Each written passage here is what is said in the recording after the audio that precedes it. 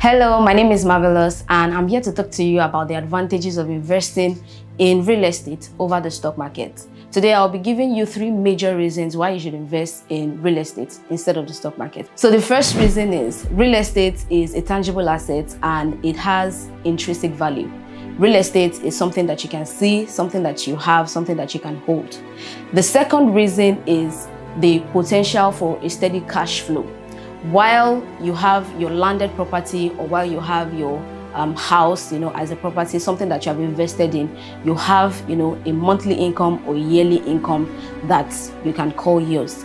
And the third reason is the natural edge against inflation. Now, while the stock market investors are lamenting over the high price, in materials, in labor, the real estate investors are actually happy. Why? Because of the high return on investment after investing in their property.